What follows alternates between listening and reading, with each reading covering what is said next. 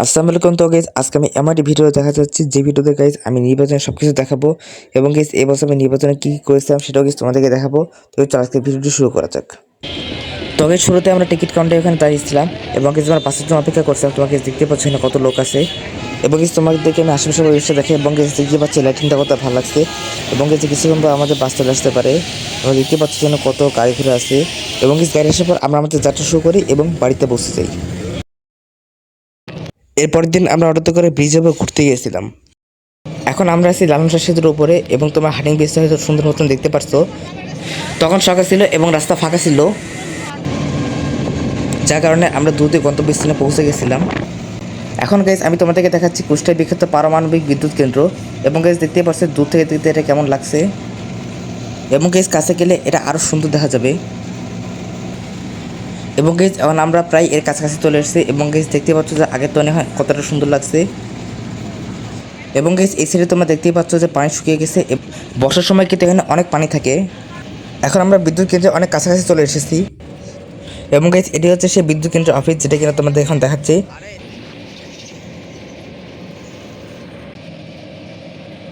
এবং guys side থেকে ফ্যাক্টরিটা আরও বড় দেখাচ্ছিল এবং গাইজ আমরা ফ্যাক্টরি এদিক দিয়ে ঘুরে আবারও চলে যাই ব্রিজের ওপর।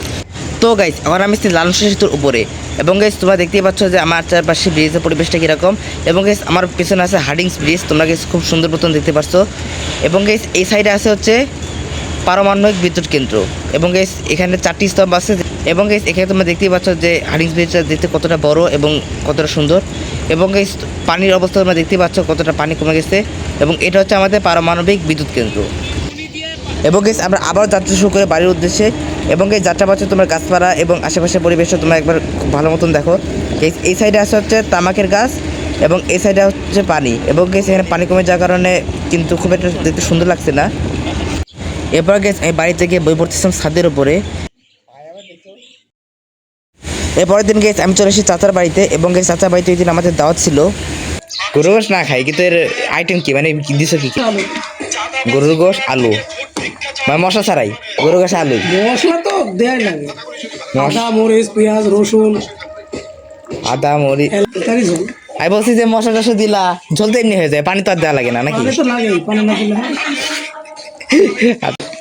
ভদ্র। এরপর গাইজ আমি একটা মুরগি ধরেছিলাম কিন্তু গাইজ সেটা আমাদের হাত থেকে বেরিয়ে যায়। এবার মুরগির ধরার জন্য চলে আসে আমি এবং আমি মুরগিটি ধরেও ফেলি। এরপর রান্না শেষ হবার আমরা খেতে চলে আসি। এরপর আমরা বাইরে বের হই বাইরের অবস্থাটা দেখার জন্য এবং এই জায়গায় জায়গায় বিভিন্ন প্রতীকের পোস্টার ছিল। এরপর আমরা রওনা হই কলেজপাড়া মাঠের উদ্দেশ্যে।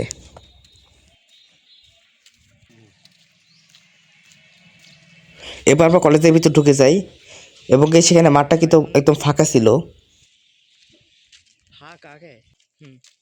এবং গেস কয়েকজন পুরনো হয়ে গেছে এবং গেস আমরা সামনে আরও ঘুরে ফিরে দেখি আর কি কি আছে। এই সাইডে কিছু ফুলের গাছ ছিল এবং এখানেও প্রত্যেকের পোস্টার ছিল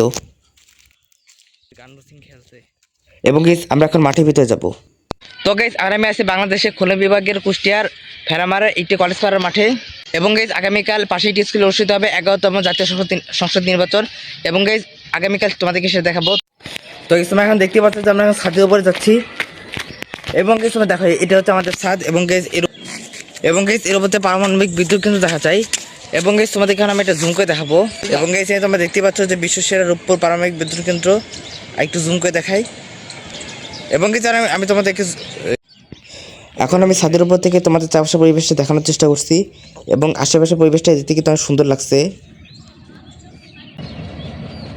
এখান থেকে স্টেশনটাও কিন্তু খুব ভালো মতন দেখা যাচ্ছিল এবং এই ট্রেনটাও কিন্তু স্পষ্ট ভিউতে আসছে।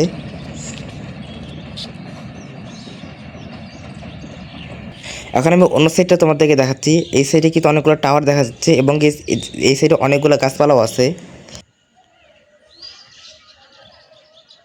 এবং এই ফোনের সর্বোচ্চ জুম থেকে কিন্তু অনেক দূরের রাস্তাঘাটও স্পষ্টভাবে আসছে।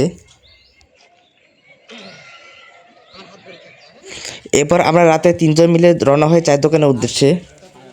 বাজার কত দূর? আমরা এরপর আমরা চলে আসি চায়ের দোকানে। এবং গাইস আমরা সবাই একটু করে বিস্কিট নিয়ে নেই। এটি হচ্ছে আমাদের সেই দোকান যেখানে আমাদের জন্য চা রেডি করা হচ্ছে, আর এখানে আমাদের একজন বিস্কিটই খাই নাই। এবং গাইস অলরেডি আমাদের চা চলে আসছে এবং গাইস শরীর গরম করার জন্য আমরা চা খাওয়া শুরু করি। আর এখানে আমাদের একজন পাউরুটি খাচ্ছে। তো গাইস পরের দিন আমরা রওনা হই ভোট কেন্দ্রের উদ্দেশ্যে। সামনে আর কিছুটা পথ গেলে ভোট কেন্দ্র। এখন গাইস তোমরা দেখতে পাচ্ছ যে রাস্তার ওপারে আছে ভোট কেন্দ্র এবং গাইস আমরা আছে এই পারে বলতে গেলে এখানে বিভিন্ন দলের পোস্টার ছিল। এবং এখন আমরা চলে এসেছি রাস্তার এই পাশে এবং সামনে একটি স্কুলের গেট আছে এবং এই স্কুলের ভিতরে ভোট দেওয়া হচ্ছে। এবং গাইস ভোট দেওয়া শেষে আমরা আবারও চলে আসছি সেই কলেজপাড়া মাঠের এখানে এবং গাইস সেখানে আমরা ছবি তোলার জন্য গিয়েছিলাম। এবং গাইস আমরা আশেপাশে দেখতে এই যে সামনে থেকে ছবি তোলার জন্য। ছবি তোলা শেষে আমরা চলে যাই বাজারে গাড়ি নেওয়ার উদ্দেশ্যে। তখন ট্রেন যেতেছিল যার কারণে যথেষ্ট সাউন্ড হতেছিল। গাড়ি নেওয়ার পর আমরা রওনা দিই মামার বাড়ির উদ্দেশ্যে, কারণ কি সেখানেও আমাদেরকে ভোট দিতে হবে। এবং গাইস যাওয়ার সময় তোমাদেরকে আবার দেখাচ্ছি সে পরিবেশের সৌন্দর্যটা। এবং গাইস তোমরা দেখতে পাচ্ছ এই পাশে আবারও পানি শুকিয়ে গেছে।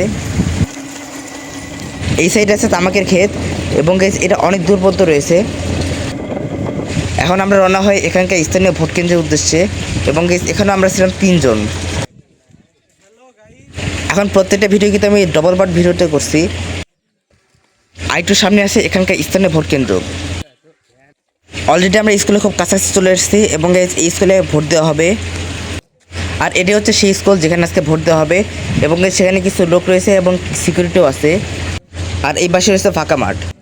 আমরা আরও কাছ থেকে ভিডিওটা নিচ্ছি এবং সেখানে মানুষ ছিল খুবই কম, ভোট দেওয়ার লোক তেমন ছিল না। এখানে ভোট দেওয়ার পর আমাদের কাজ শেষ হয়ে যায় এবং এর মধ্যে আমাদের ভিডিওটাও শেষ হয়ে যায়। আজকের এই ভিডিওটি এখানেই শেষ। দেখা হচ্ছে অন্য ভিডিওতে। আসসালামু আলাইকুম।